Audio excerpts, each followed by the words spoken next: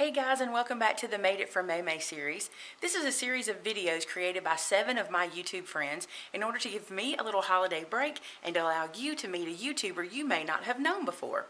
Today's video is brought to us by Christopher Allen of BrutusMonroe.com. Christopher has an incredible line of products from paper to ink to glue, you name it, he has it, and on his channel he shows you exactly how to use it. I want to thank Christopher for doing this video for me, allowing me a little bit of time off, but allowing you a chance to get to meet somebody you may not have met before. You probably all know Christopher, but just in case, be sure to check the link below and subscribe to his channel so you never miss out on what Christopher has going on. Hey, thanks so much again, Christopher. Without further ado, here he is. Hello everyone, my name is Christopher, and I'm super excited to share this project with you today on Maymay's channel while she takes a little bit of a break. So, first and foremost, I wanted to create a card using some of our holiday papers that, we can only use for so long during a period of the year, and these are our holiday papers. So I went ahead and went through 2 stacks of paper and found the papers that I thought would work best for this project. We are going to be making a Valentine card today using our leftover holiday papers from the different things that we purchased during the holiday time that we don't always get to use all of. So you can see there I pulled out a couple of different pieces of paper that I wanted to use from some holiday stacks. And then this is one of those hot buys that you constantly see at Michael's.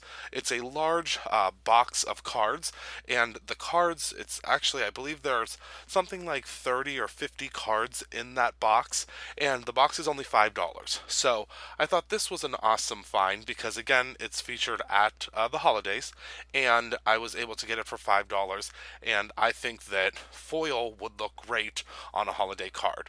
So the only thing that's really Valentine related that we're going to be using today is this. It's a doily die. It's a heart doily die from the Lifestyle Crafts line. And as you can see here, this die is a little bit different than most dies that you've probably seen in the past. And that's because there is a little foam on the one side of it, and there's no way to see where you're actually die cutting on the other side. And it actually creates an impression where the blade comes through that foam, and I wanted to be able to see exactly where I was cutting. So I'm just taking a little bit of washi tape here, and you can take any washi tape. Honestly, any washi tape will do, and we're just using one of the Brutus Monroe spring washi tapes here, and I am placing it at the top and the bottom of that heart, and then I'm just quickly folding it over the back of the die. By folding it over the back of the die, obviously you now are able to see where exactly the bottom of the heart is, as well as the top of the heart. So when we go ahead and we place that on our heart, or excuse me, our card base, we now know exactly where the top and the bottom of the heart is. And that's just a quick and easy tip for any dies where you cannot see the top and bottom through the die. So now we're going to go ahead and take our C plate from our Cuttlebug and the A plate, and then we're going to place that heart die right on top of our card base. And we're going to try to center it here, and of course move around the die to make sure that it's in the exact spot that we want it to be in. And then we're going to go ahead and place the B plate on top of that, and we're just going to run it through our machine. Before we do that, we are going to want to put a little piece of washi tape on there just to hold it in place. And now we'll put our B plate on top, and we'll just run this through the machine. Once we've run it through the machine, we of course will pull it out of the machine, and we'll be able to pull that die right off of the card base, and we'll be able to pull that doily piece out. Now you can save this piece from the insert if you would like for another card, or you can of course just use it in maybe a scrapbook project or something of that nature, but we're not using it in this card. We are just using the negative space that is on the card base. So we're going to go ahead and set our card base aside and grab another piece of that holiday paper. This paper is, again, just red paper from one of those holiday stacks, and we're going to pop this into our Cuttlebug just like we did the first time, but we don't worry as much about the placement of the die this time because it literally can be anywhere on the paper as opposed to on the card base where it needed to be centered. Now I'm just taking my craft pick here and I'm poking out all of the holes in the doily. Now I did speed up this process because we would be sitting here forever popping out all of those little holes in the doily. And you'll see here that we're going to place it in the center there. But first I want to grab a little bit of my Cuttlebug acetate. So I grab some of that acetate and I cut it down to size, and I'm just checking here to make sure that it is the correct size, and it is. And with this Cricut acetate, you are going to need to peel off the protective film that is on top of the acetate. So once we peel off that protective film, it's good and shiny and a perfect transparent little piece of material to put over top of that window, so there's something to catch the inlay of the doily heart. So I'm going to take a little bit of my Brutus Monroe glue. This is an all-purpose craft glue. It can be used on paper, it can be used on plastic, it can be used on glass, fabric, whatever whatever purpose you would have for it within your paper crafting needs. And it's nice because it will not bow our paper. So our paper, is not going to get wrinkled underneath of this glue, and thus in turn on the other side, it will show that we used glue if we would use another glue that would wrinkle the paper. So I'm just positioning this right over top of that centered cut out die. And we're just going to take a little rag and make sure that we kind of smush away any glue that may have seeped through from underneath.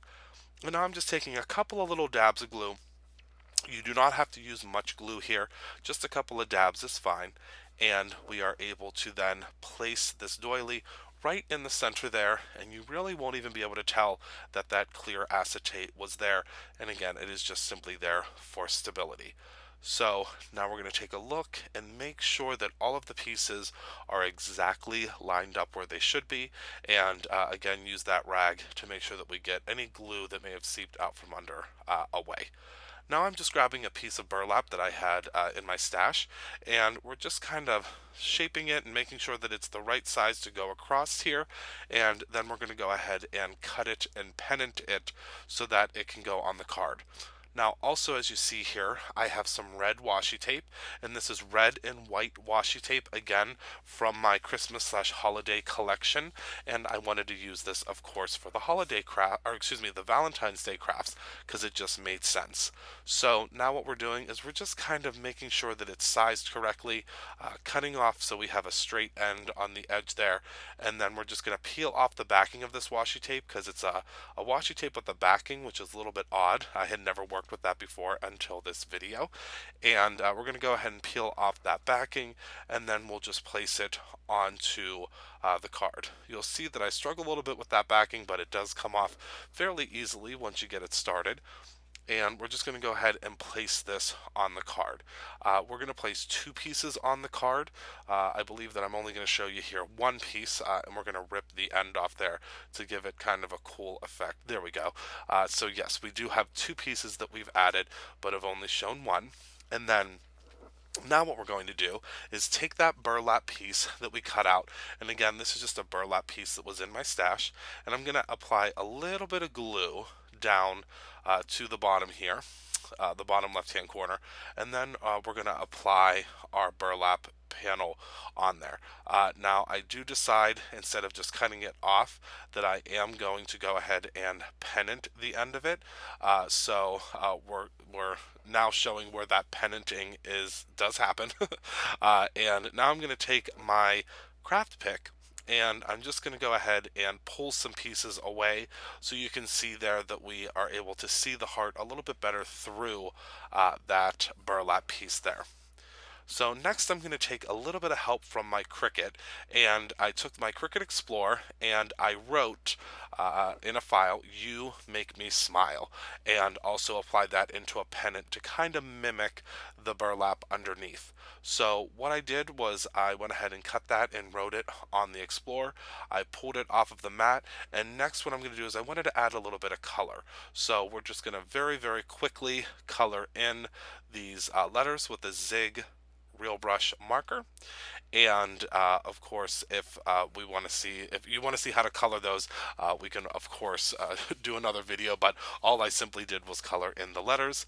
And now I'm going to use the same Brutus Monroe craft glue, that we've been using throughout the whole project. And we're going to go ahead and glue on this pennant.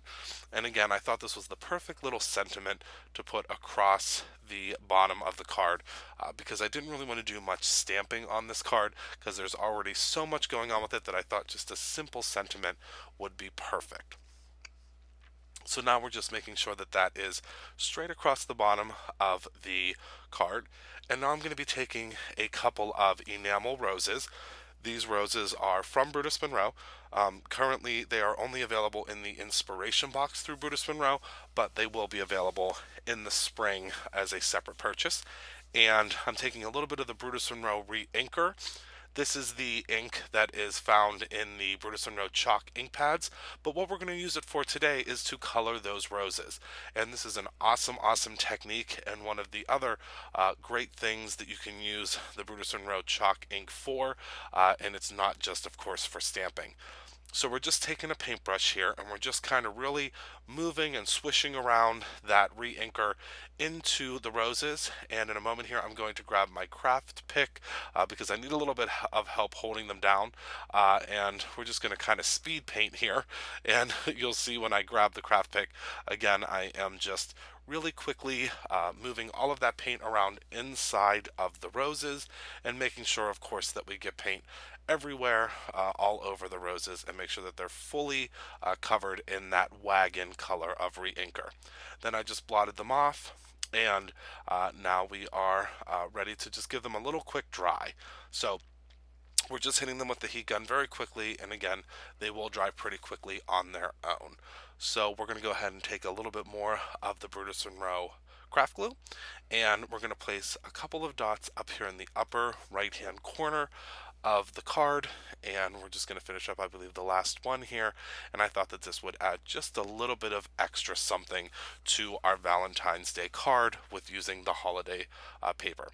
So that's it for today. I hope that you enjoyed this video. If you did, please give it a thumbs up, and I hope you all have a wonderful, or had a wonderful holiday, and you have a wonderful Valentine's Day. Until next time.